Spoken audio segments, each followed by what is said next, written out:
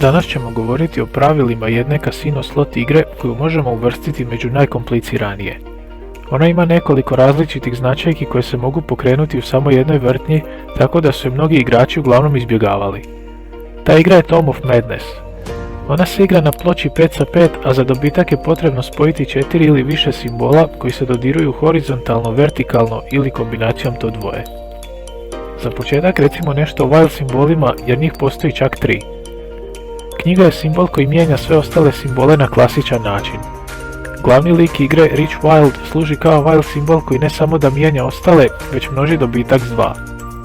Tu je još i takozvani Mega Wild, ali on se može pojaviti samo aktiviranjem posebne značajke Otherworld. Gore lijevo vidimo portal koji se puni svakim dobitkom unutar jedne vrtnje, a prazni završetkom iste. Ako igrač osvoji dobitak s minimalno 7 simbola, dodat će 2 posebna wild simbola na ploču.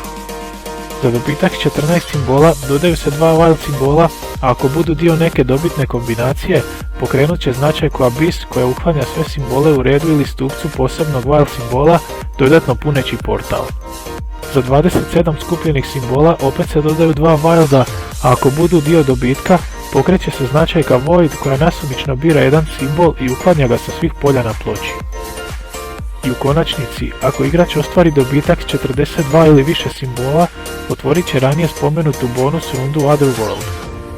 U toj rundi neka polja su posebno označena, a ako se na svim njima ostvari dobitak, aktivira se spomenuti Mega Wild koji može donijeti ogroman broj dobitnih kombinacija.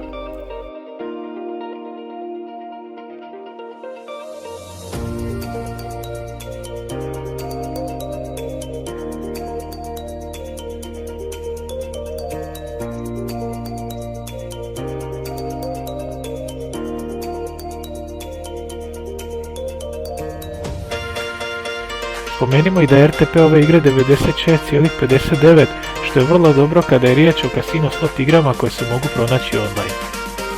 Ako želite znati više o igri Tome of Madness, svakako posjetite i link u opisu jer smo kreirali jedan detaljni vodič kako igrati. To bi za sad bilo to, a mi se vidimo u idućem videu.